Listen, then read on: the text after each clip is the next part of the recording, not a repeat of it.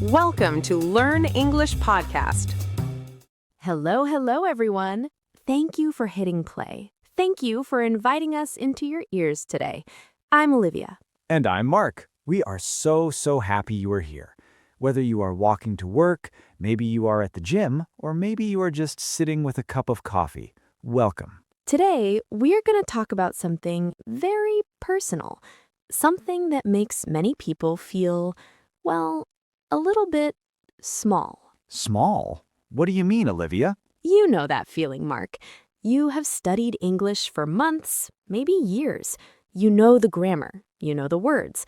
But then it happens.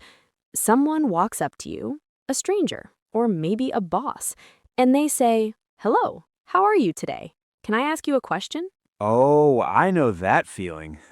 It's like a wall. A giant invisible wall suddenly appears right in front of your face. Exactly. Your heart, it starts to go thump, thump, thump, thump. Your face feels hot. Your hands, maybe they get a little bit sweaty. And the worst part, your brain goes completely empty. Yes, it's like someone came into your brain and deleted all the files. English? What is English? I don't know that language.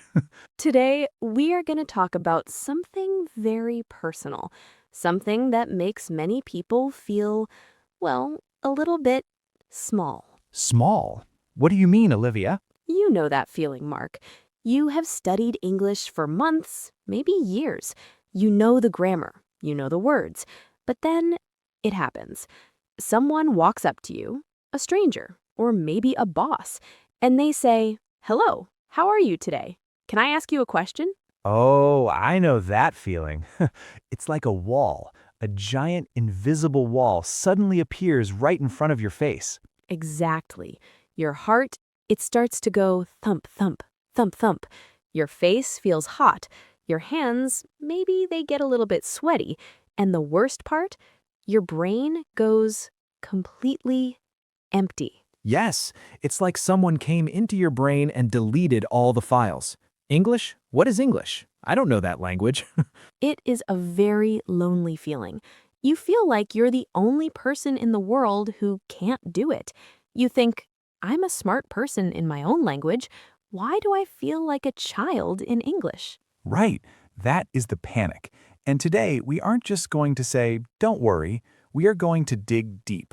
We are going to look at the why. We want to show you that this panic, it's not because you are bad at English. It's a biological reaction. It's a mindset. And today, we're going to break that wall down brick by brick. So stay with us, take a deep breath, and let's start. You know, Olivia, I talk about this because I lived it. People see me now and think, Mark is confident, Mark speaks well. But man, I remember a time in London, and this was years ago. London? Were you there for a holiday? I was there for a very important job interview, my first big interview in English. I was so prepared, Olivia. I had a notebook. I wrote down every possible question. Tell me about yourself. What are your strengths?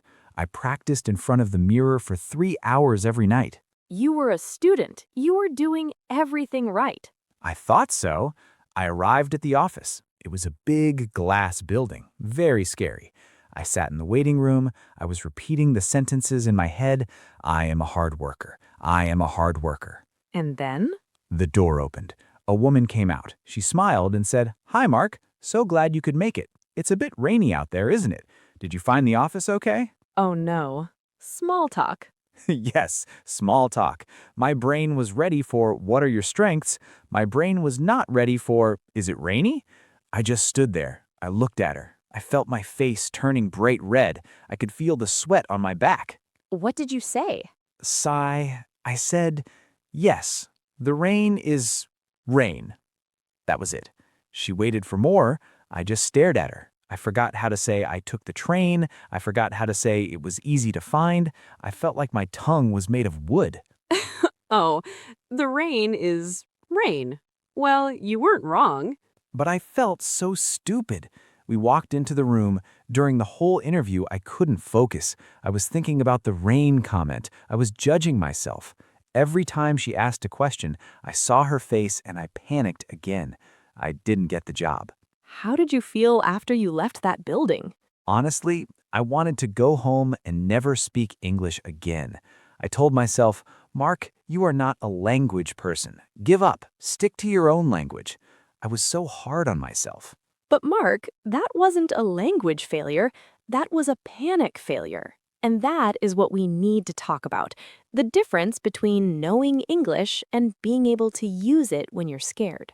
Mark's story is about an interview, but panic happens in many ways. Let's talk to you, the listener. Do you recognize yourself in these situations?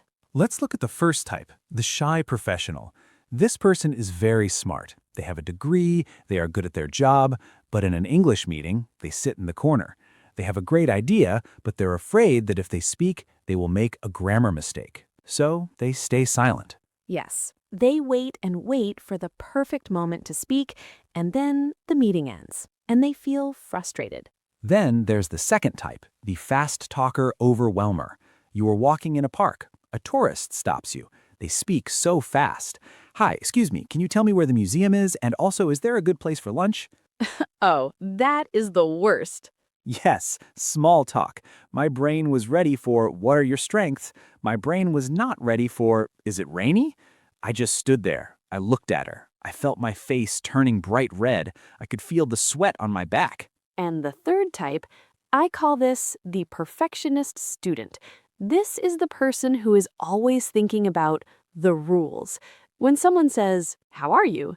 this person is thinking, should I use the present perfect? Is this a formal or informal situation? By the time they choose the right tense, the other person has already walked away. If you are the shy professional, the overwhelmed walker, or the perfectionist student, please listen to me. This is normal. You're not bad, you're just stuck in a habit. And habits can be changed. Okay, let's get deep. Why? Why does a smart person's brain just stop? Is it just because we don't know enough words? It's not. It's actually biology. There's a small part of your brain called the amygdala. It's like a tiny alarm. An alarm for English? No, for danger. Thousands of years ago, if a lion was chasing you, the amygdala shouted, "Stop thinking, just run." It shuts down the logical part of your brain so you can survive. So when someone speaks English to me, my brain thinks there's a lion? In a way, yes. Your brain sees the social mistake as a danger. It thinks that making a mistake in English is scary, so it shuts down your language center to focus on survival. You can't find words because your brain is trying to save you from a lion that isn't there. Wow. So the panic is actually my brain trying to help me? Exactly. But there's a second reason, the school ghost. The school ghost. That sounds spooky. Most of us learned English in a classroom. In a classroom, what happens when you make a mistake? The teacher uses a red pen. You get a lower grade. You feel wrong. Yeah, I remember that. I was always afraid of the red pen. So now, when you speak to a real person, that ghost of the teacher is in your head. You're not talking to a friend, you're taking a test. And nobody likes taking tests. So we have a biological alarm, the lion, and a psychological fear, the red pen. That's a lot of pressure. It is. And the third cause is the identity gap. In your own language, you're funny, you're smart, you're an adult. In English, you feel like you're 5 years old. You can't express your complex thoughts. This gap makes us feel insecure. Right. Never thought about it that way. We aren't just fighting words, we're fighting our own biology and our history with the language. But once you understand the lion and the red pen, you can start to ignore them, and that's where the breakthrough happens. We have talked about the fear, we have looked at the lion in your brain. Now we need to talk about how to fight back. I'm ready. I want to know how to stop that panic. Patience, Mark. We have a lot more to cover. Mark, we have spent a lot of time talking about the lion in the brain and the red pen of the school teacher. It sounds like a big fight, doesn't it? It really does. It makes you feel like you are going into a war every time you want to say hello. But here is the breakthrough. Here is the moment where everything changes. Are you ready? I'm ready. Tell me. Pause. Your English is already enough. What do you mean? How can it be enough if I'm panicking? Think about this. If you are in a different country and you are hungry and you see someone with a sandwich and you point and say, please, hungry, does that person understand you? Well, yes, it's not a beautiful sentence, but they know I want food. Exactly. They give you the sandwich. You eat, you survive. Communication was successful. The breakthrough is realizing that English is a bridge, not a mountain. A bridge, not a mountain. I like that. Most learners think they are standing at the bottom of a mountain looking up at perfection. They think, if I don't reach the top, I have failed. But English is just a bridge to get you from person A to person B. If you cross the bridge, even if you trip and fall a few times, you still reached the other side. So if I say, the rain is rain, like I did in my interview, I was actually trying to build a bridge? Yes, you were trying to connect. The only reason it felt like a failure was because you were judging the beauty of the bridge instead of the utility of it. Listen to me, listener. You don't need a perfect bridge. You just need a bridge that stays up long enough to say what you feel. Wow, your English is better than your fear. I'm repeating that in my head now. It feels like it feels like I can finally put down a heavy bag I've been carrying. Put it down, Mark. Put it down, listener. You don't need it. You are not a student taking a test anymore. You are a human being connecting with another human being. That is all. Okay, I feel better. I really do. But Olivia, when the lion starts roaring and my heart starts beating, I still need to know what to do. I agree. Mindset is the heart, but we need the hands too. We need steps. Let's look at our toolkit for calm. Step 1 is the most important. It is the 3-second breath. Just breathing? That sounds too simple. It is simple, but it is science. Remember the amygdala, the lion alarm? The only way to tell that alarm to turn off is to change your body's signals. When you panic, you breathe fast. When you breathe fast, the brain says, oh, definitely a lion. Keep the language center closed. So if I slow down my breath, I'm tricking my brain. Yes, you are hacking your own biology. When someone asks you a question and you feel that jump in your chest, wait, breathe in for 3 seconds and out. Okay, I feel a bit more here. Exactly. It creates a gap. In that gap, the lion goes back to sleep and your vocabulary files start to open again. Don't worry about the silence. To the other person, it just looks like you are a very thoughtful, deep thinker. I like that. I'm not panicking, I'm just being deep. Step 2, you need a shield. I call these safety phrases. Mark, what do you do when you are driving and you get lost? I pull over to the side of the road and look at my map. Exactly. You don't just keep driving into a lake. In English, when you get lost in a sentence, you need to pull over. How do I do that with words? You use phrases that tell the other person, I am still here, I am just thinking. Phrases like, give me just a second, I'm searching for the word. Or, how do you say, pause, the thing for rain. Or, I'm a little nervous today, my English is hiding. I love that last one. My English is hiding. It's honest. It's funny. It makes the other person smile and want to help you. Yes, most people are kind. If you tell them, I'm struggling a bit, they will wait. They will offer words. You turn a test into a team project. So instead of trying to hide my struggle, I should just name it? Always, naming the fear kills the fear. Step 3 is about your goal. Many learners try to use C1 level English when they are feeling A2 level stress. Guilty. I try to use big words like nevertheless or consequently because I want to sound smart. And that's exactly why you freeze. When you are in panic mode, your brain can only handle the basics. So the rule is simplify to amplify. Simplify to amplify. Use the smallest words possible to get the idea across. If you want to say, I would be very grateful if you could perhaps direct me toward the local library, but you're panicking, just say, library? Where is library, please? But Olivia, won't I sound, well, not very smart? Mark, which is smarter, saying nothing and staying lost, or saying library and getting to your destination? Pause. Point taken. Remember the bridge. A bridge made of simple wood still gets you across the river. You don't need a golden bridge every time you speak. I love these steps. I want to try them. Can we do some practice? Let's do it. I will be the scary English speaker and you use the steps. Scenario A, the fast-talking stranger. Oh, hi, sorry to bother you, but I'm totally lost and my phone died and I really need to find the train station because my aunt is waiting and she gets really upset if I'm late. Do you know which way it is? Pause. Deep breath. Hello. One moment. I am searching for the word. Breath. Train station is pointing. 2 blocks that way. Sorry, I am a bit slow today. Mark, that was perfect. You used the breath, you used a safety phrase, and you used simple words. How did it feel? It felt okay. I didn't try to explain your aunt or your phone. I just focused on train station and that way. Scenario B, the coffee shop pressure. Next, hi, what can I get you? We're out of oat milk and the espresso machine is acting up, so it'll be a 10-minute wait for lattes. Is that okay, or do you want a drip coffee? Pause. Sorry, can you say that slowly? I don't understand drip.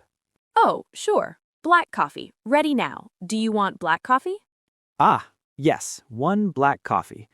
Thank you for... Pause. Patience.